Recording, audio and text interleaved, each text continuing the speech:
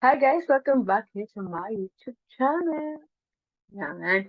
So for today's video guys, I'm going to teach you how to downloading to installing the OS Server 2008, Windows 7, and also the Windows XP. So no further ado, let's start it. So now, let me share my screen. It's sharing na ba guys? Yes, of course. Ayan. So, like what I said earlier kanina guys, this is earlier na kanina pa. So yun, this is the downloading to installing procedures of OS Server 2008, Windows 7, and also the Windows XP.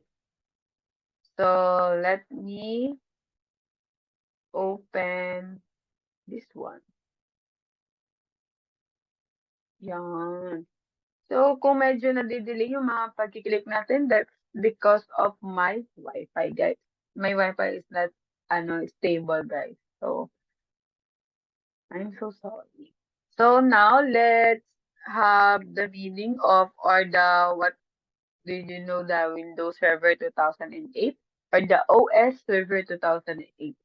The Windows Server 2008 have a code name of Longhorn Server.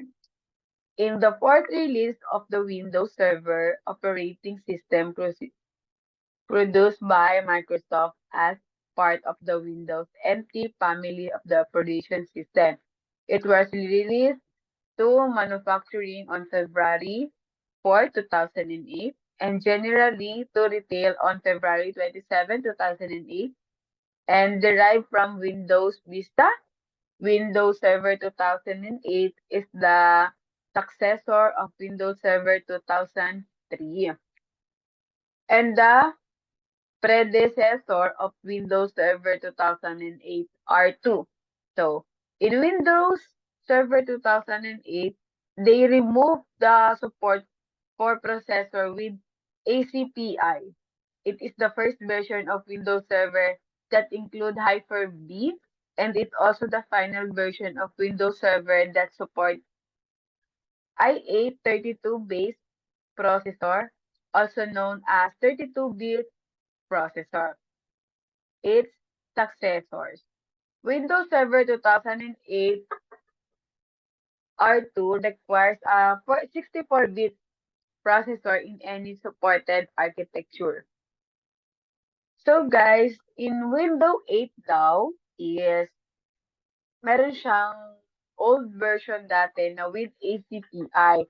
And the Windows 8 ay yung Windows Server 2008 is ni-remove na nila ang ACPI and the Hyper-V and also and yun, and it have a 32-bit processor. So let's do to the final or to the next step. My God, the pusa is meowing. So here, the step-by-step how to download a Windows Server 2008.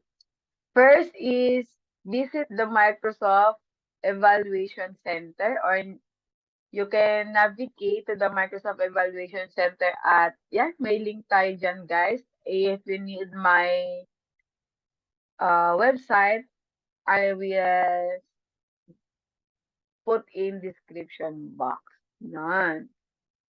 Step 2 is search for a Windows server. So, search nyo yung Windows Server 2008 sa Microsoft. And step 3, choose the editor. Select the appropriate edition of Windows Server 2008 that suits your need. Click on the corresponding link. Step 4 is in or create a Microsoft account. So you need to create an account in Microsoft.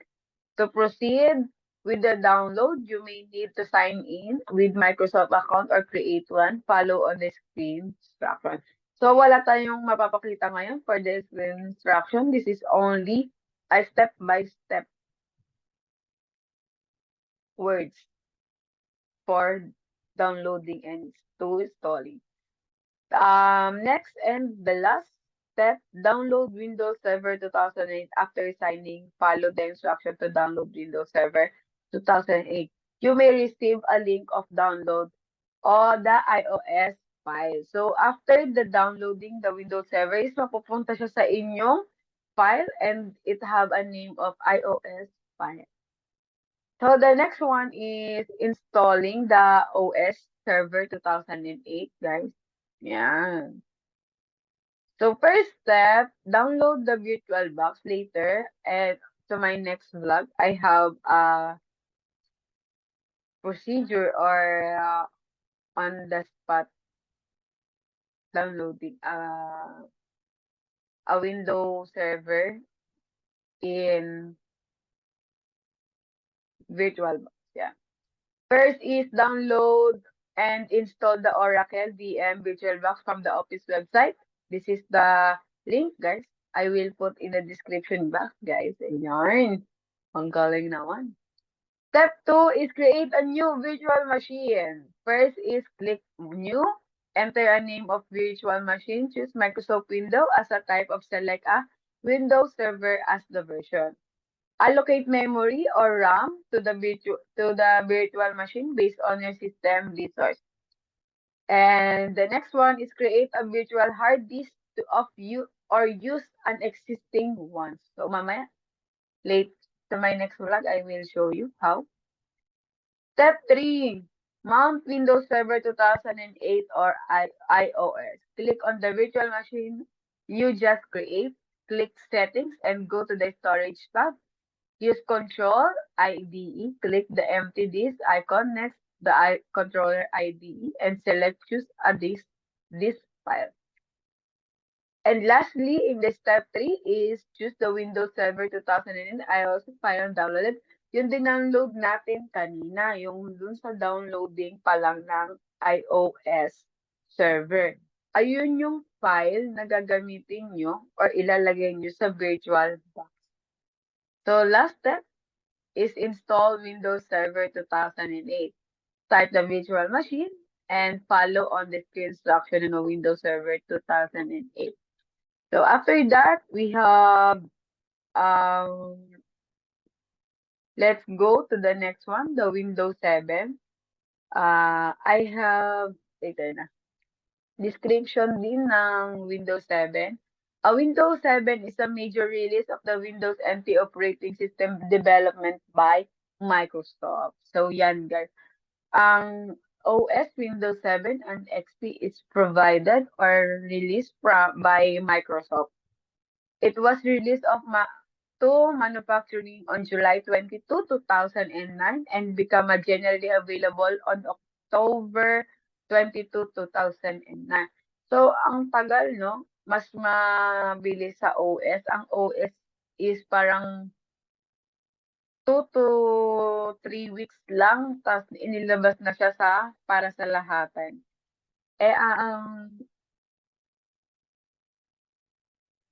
Ang Windows 7 is 3 months bago ilabas sa publiko.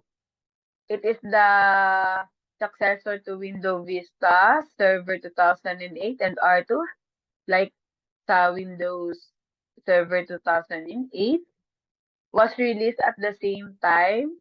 Windows 7 remains an operating system for using on personal computers, including home and business, desktop, laptop, tablets, PC, and media center PC. Itself was replaced in November 2012 by Windows 8. The name spanning more than 3 years of product. Extended support ended on January 14, 2020 lang. Over 10 years after the release of Windows 7, after release of the operating system, this received future updates. A paid support program was available for enterprises, providing security updates for Windows 7 for up of 3 years since the office end of life. So guys, here I will I will tell about the Windows 7, guys. When I search in ChatGPT, guys, the Windows 7 is not supported na ngayon hindi na siya supported ng Microsoft. So, parang nanghihingi na sila ng bayad. So, if you will download the Windows 7, it's so hard na, guys, if you don't have file na galing sa iba. Ayan. Kasi guys, look, this is the downloading from myself and the only that I got in internet. This one, naka-note dito na this instruction assume you already obtain a copy of Windows 7 from the IST software download page. Burn the file to a DVD and obtain a valid Windows 7 product key from the IST software download page located at the right panel. So, ang step 1 dito is insert the Windows 7 professional DVD into your DVD drive and restart your computer. And step 2 is boot up the Windows 7 DVD. This is accomplished in various ways if you are unsure how to do this on the computer. Visit Microsoft Windows 7 support page. Step 3 is install Windows. Follow any instruction are displayed. Click next and click install. We have step 4 na please read the license term and I accept the license terms and next. Yeah. After signing in, follow the instructions to download Windows Server 2008. You may receive a link to the download the iOS file. Yarn. On step 6, where do you want to install Windows? So tatanungin ka kung saan mo ilalagay, then you will click the next.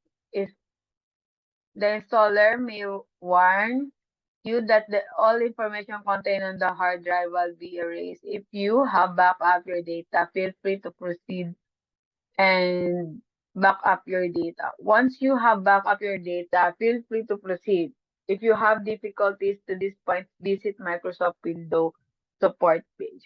Guys, if meron kayong mga katanungan or something na hindi nyo magawa about sa download, you will visit the Microsoft Windows 7 support to guide you more to how to download the Windows 7. And step 7, your computer may restart a few times. Do not attempt to shut down your machine during installation. Installation can take a very long time depending on your computer hardware. Once install has complete, type your Windows product key. In this step is we have a product key, guys, and I don't know kung pwede siya i-share. Pero for my next vlog and for my next discussion, guys, I will put the product key of Windows 7 sa aking gagawin. And you watch that video to know the product key of Windows 7.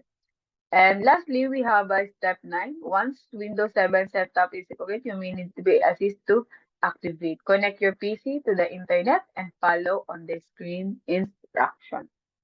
So let's proceed to the installing two virtual boxes. Yeah. So first, katulad kanina, download the virtual box. And the link is in the OS server. Same lang sila ng link, guys. Create a new virtual box. Repeat the step mentioned of the Windows Server 2000, but select Microsoft Windows and Windows 7 as the version. Number 2 is mount Windows 7 iOS. Follow the same step of the Windows Server. Select the Windows 7 iOS. And that's it. You will start the virtual machine na. So, ano nga bang sabi kanina how to install? Kasi, pinabasa. Yan. So, ito yung mga step if you need. Same lang sila ng step by step ng installing sa sa pag-i-install sa virtual box. So, and lastly, we have Window XP na 'to guys, hindi lang napalitan. God, hindi ko kasi na-publish. Okay. By the way, so let's start.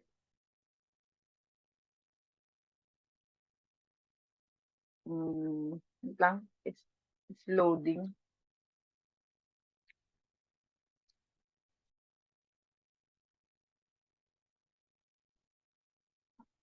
It's loading lang guys. It's so hina ng internet natin.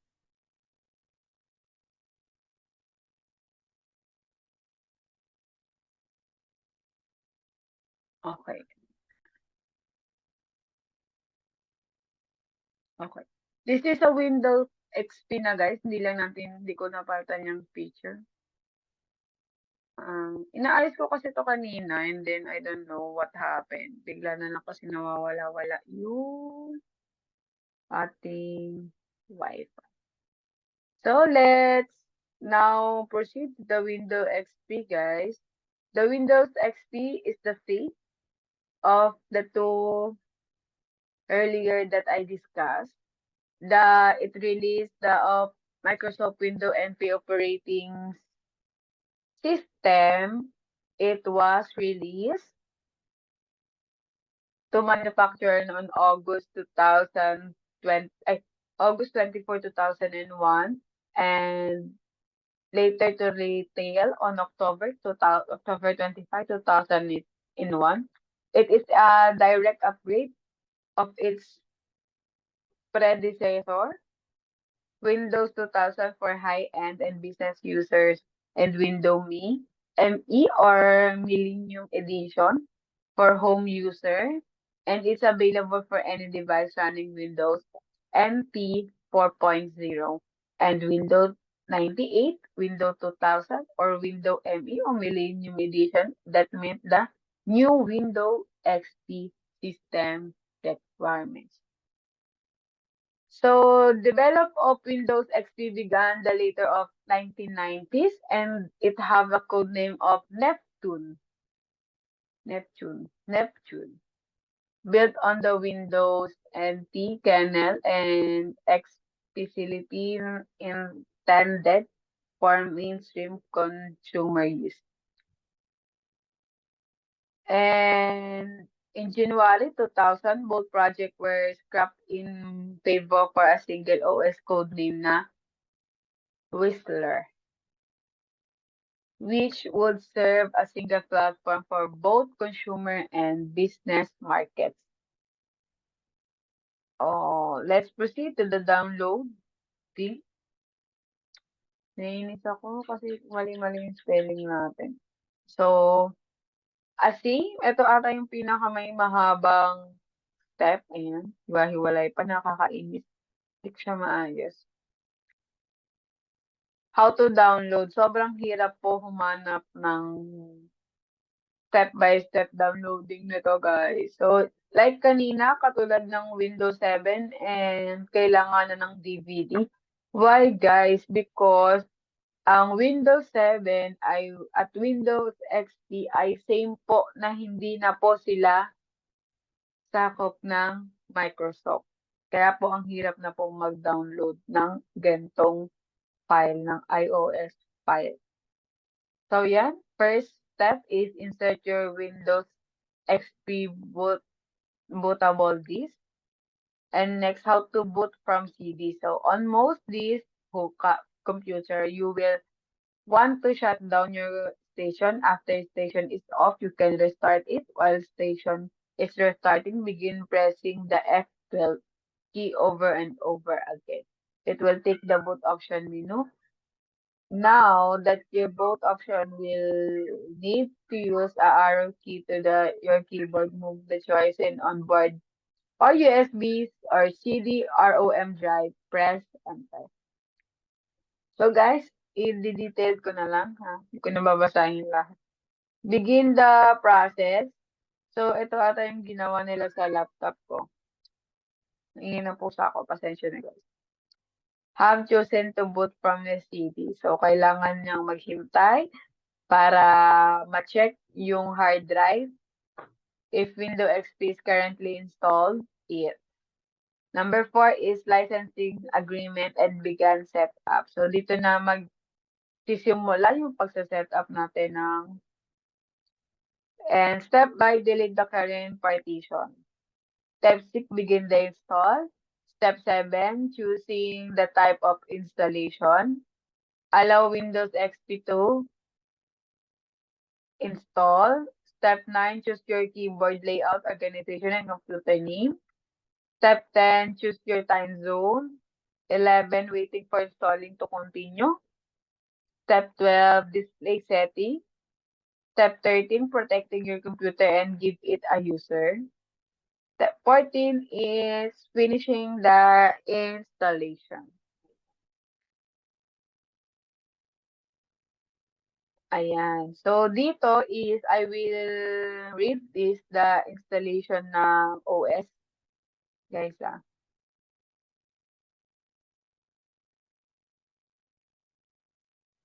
So, how to install the Windows XP to a virtual box. So, as I mentioned earlier on the OS servers, it's the same. Same lang po ang OS server, Windows 7 at Windows XP to how to install in the virtual box.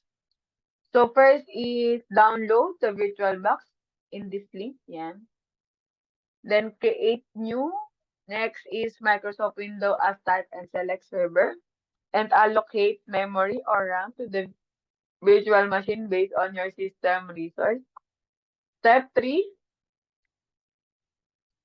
is settings and go to the storage tab, under control EID, click the empty disk icon and choose the disk file. Choose the Windows XP iOS files you downloaded. And lastly, we have step 4 na install Windows Server. Start the virtual machine and follow on the screen installing service. Installing Windows XP. So now, guys, I hope you learned a lot in this discussion. And if you have a question, you can comment down below. Vlogger yan. So, and I would like to say sorry sa mga other noise here in my surrounding. Now it's time to bye-bye, guys. So I have a next vlog. Um, I will show you how to um install to the virtual box, guys. The OS, the server OS, the server 2008, Windows 7, and also the Windows XP. And the product key is in there. The Windows 7 and the Windows XP is need the product key. But the OS server 2008, no need na. So, this is it, Pansit, guys. So, bye. See you to the next vlog.